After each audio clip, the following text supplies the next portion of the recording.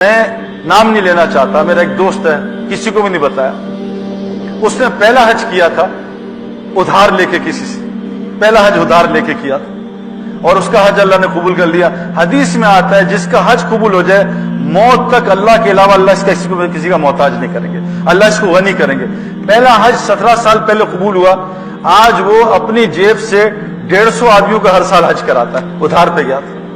حج کی طاقت، حاجی تو بنے، حج سے کوئی وعدہ نہیں، حاجی سے وعدہ ہے، نماز سے وعدہ نہیں، نمازی سے وعدہ ہے، متقی سے وعدہ ہے، مسلمان سے کوئی وعدہ نہیں ہے۔ ہم غلط لائن پہ ہیں، ہماری روزی یہاں نہیں ہے، ہم روزی کے سائے میں پھر رہے ہیں۔ وَفِي السَّمَاءِ رِزْقُكُمْ وَمَا تُوعَدُونَ، اللہ کہہ رہے ہیں مسلمانوں جو وعدہ رزق کا کیا آسمانوں میں، تم نیچے نہ پھرو، دنیا میں پھر رہے روزی کے لیے، نیچے ہے ہی نہیں۔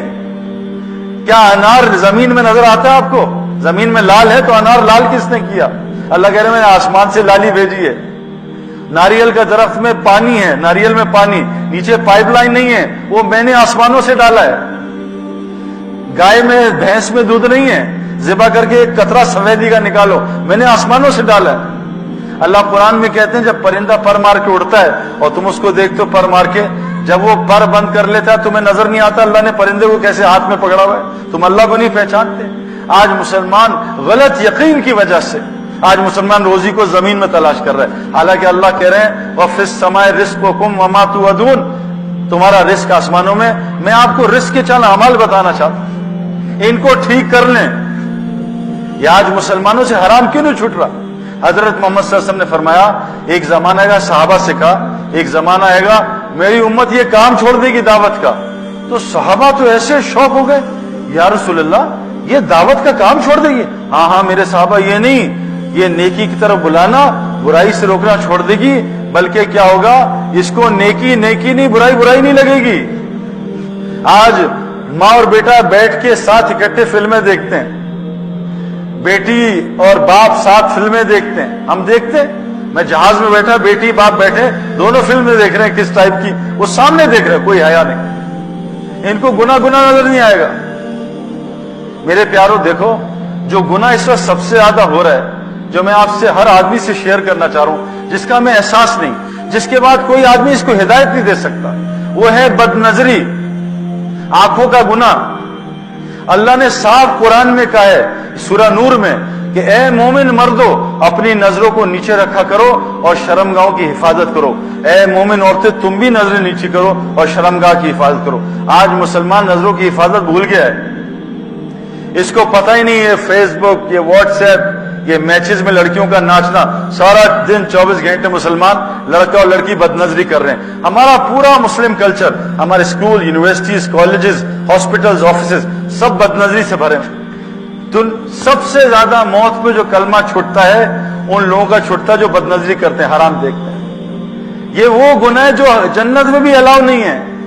یہاں شراب حرام، جنت میں شراب کھلی ہے، خوب پیو، اللہ بھی شراب پلائیں گے۔